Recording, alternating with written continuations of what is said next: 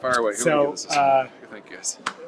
About Iran. Okay, yeah. I mean, I'm wondering, you've raised yourself a lot of concerns about affordability and the like, for many, many months now, and we're seeing rising gas prices. It's unclear how long this is going to last. What is the level of concern you're hearing from your constituents about affordability, gas prices, and the duration of this war? Well, I don't know that all those things necessarily go together. I mean, just on, maybe I'll start with Iran. Just on Iran, as I was saying and as the president's been saying, I mean, first of all, the victory that the military has won is incredible. I mean, the military prowess is unbelievable. And I just think, if the goal is to safeguard us from Iran's nukes, I think we've pretty clearly done that. Our military's done that. We've completely destroyed their nuclear program between what the president did last June and the last 12 days. So declare victory now? Well, the president said on Monday night that he thinks, based on he's got more information than I do, that based on what he's seen, it is now a military victory. That seems right to me. So I just think we should be thanking our heroes and saying, you've done an amazing job. The Iranian regime is smoldering ruins. I think that's incredible. So I think we shouldn't lose sight of that. On the cost of gas, of course gas is too expensive, and Congress could do something about that. For one thing, we could suspend the gas tax, which is like 20 cents a gallon. That's half of the increase right there. We can try and speed up permitting. We can try and get new refineries online. We can try and use other means to bring down the cost right now, and we should. Congress is in this bad habit of just spectating, watching events unfold. We should do something. And as to the Straits of Hormuz, where a lot of the jam-up is right now, I kind of think that maybe we should say to China, who's an ally of Iran's after all, and has 50% of the oil moving through there, if they want to meet with the president next month, they want a summit with Trump, well, maybe they'd like to open the strait before we sit down with them. They should do something for us for once. Are you worried that this may undercut the Republicans' message heading into the midterms, cost of living, affordability, especially if this drags on? Well, not if Republicans in Congress act. Republicans in Congress need to do something. We need to pass legislation that would cap the cost of prescription drugs, as the president's called for. If you don't do something? I wouldn't recommend that. Why? Well, because I think in general, people don't like it when you do nothing. And listen, we did a lot last year, but there's more to do, and the president has proposed. I was just at the State of the Union. I lost count of how many different proposals he rolled out there for working people. If Congress were to enact a third of those, it would be tremendous. So that's what we should be doing. Congress should be focused on implementing a working class agenda.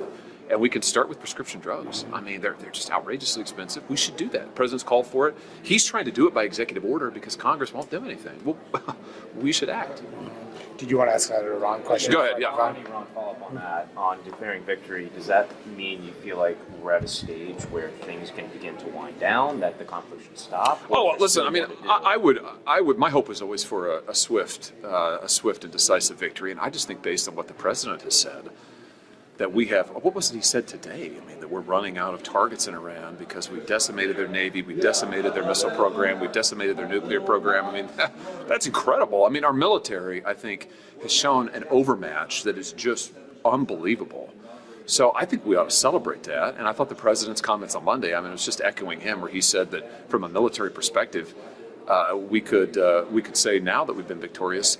I'm sure he's right about that. That sounds right to me. And I would hope for a conclusion here that preserves everything that our military's been able to do. So just to be clear, yeah. Do you feel like it could conclude now, or do you feel like there's still more to do? Well, ultimately, I would hope for a swift end to this. I think that we've achieved our military objectives as the president has laid them out, as I understand. Ultimately, this is the president's choice. He's the commander-in-chief, so I defer to him on this. But I just noticed that what he said Monday, and he said again this morning, that he thinks that the war is very nearly complete, and that our military, what they have done, is incredible and far beyond what anybody thought they could do. It has been amazing to watch the sheer power of our military at work. And I think we ought to celebrate that. What about the mistake of this accidental bombing of this girls' school in Iran? Yeah. Should the administration acknowledge responsibility for that? Well, I think there's a report out today, right, Manu? It was a preliminary report. Okay, yeah. from the Pentagon? Yeah. Yeah. It's reported. It wasn't. I gotcha. Well, I think they're doing the right thing by looking at it. And listen, you never want to see civilian casualties, and our military works overtime to prevent them. When you're in a conflict of this scale, that's part of the risk. That's one of the reasons why it's good to conclude them swiftly. But I am confident that the Pentagon will, if this concludes and if we were indeed at fault, will acknowledge that and will redouble efforts to make sure that we are trying to be as precise as possible. I mean, that's just, I think we shouldn't shy away from that. I mean, when we make mistakes, I mean, we're the United States of America. When we make mistakes, we say we made a mistake. Who else in the world works as hard as we do to try and precisely target these things, including using AI? Maybe the one good use of AI I've thought of this week. Right. Just on the SAVE Act, Save America Act, Yeah. the president's saying blow up the filibuster, nuke the filibuster to get this done. John Thune is resisting this. What side do you come down on? Well, I think what the president's called for and that I support is Mr. Smith goes to Washington. I mean, let's do the filibuster the old way, which is if the Democrats want to stop a vote on this, it's fine, but they should have to hold the floor. Thune says he can't do that. And I defer to the majority leader on that, but if you're asking me what I would do, that would be my preference. Would be to say, hey, if you want to filibuster it, that's your right under the rules, but you need to go down and hold the floor. Now, would that mean Republicans have to be on the floor? Yeah, I mean, that would mean like we might have to legislate. And I realize that is an unusual thing in today's Senate, but I find the prospect of that kind of exciting. I mean, I think who knows what might happen. This is how the Senate used to work. Like, this was the norm. We've gotten so far away from it now when you say to senators, well, you might actually have to be at your desk. You have to be ready to debate. They're like, what? Oh, no, I can't do that. Well, I don't know. I mean, it seems like it'd be a good muscle memory to recover. If you don't do all that, are you worried about backlash from the base, given how important this is for your base? No, I'm just worried about the elections. I mean, Mono, what we're talking about in the SAVE Act is what we do in Missouri. So I've seen it. Our voters approved it. We require voter ID. We require citizenship. We ban mail-in balloting, ballot harvesting, I should say. So I think we ought to do all of those things. And I as a former law enforcement official in my state, if you don't have those things, as many jurisdictions don't in this country, I just think it's an open invitation to abuse. That's what worries me. Do you want like a 1,000 more disputed elections? You're not siding with some conservatives who say that Thune is not fighting hard enough for this. Do you agree with that criticism? Well, listen, I don't want to grade the majority leader. He has a tough job, and he knows what votes he can get or not. If you're asking me what I would do and what I've recommended to him, I've been recommending to him for months now that we do the talking filibuster and we make Democrats hold the floor. And I understand. And listen, I've had some of my colleagues come up to me and say, that'll never work, Josh. Quit talking about it. I get that perspective. I just think that, A, this is really important, and B, this is how the Senate always used to operate. It wouldn't be bad if we got back in the habit of actually doing stuff. And I think this is one way to do it. If the Senate can't get this done, do you think Thune still deserves to be leader next time around?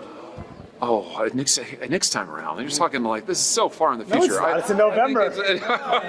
That's a long time away, Manu. I will just say that I think that Senator Thune is doing a good job. It's been good to work with him on a variety of issues, and I hope that he'll find a way through on this issue. I mean, I hope he'll find a way to get us a vote on this, and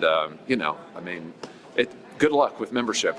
It's tough when you've got members of the party who don't want to do the talking filibuster at all. I'm for it, and I just urge my colleagues to give it a shot. One last thing. Okay. The F1 race is going to be here for the 250th anniversary. Okay. Trump announced this. Okay. What do you think about that? Oh, sounds great.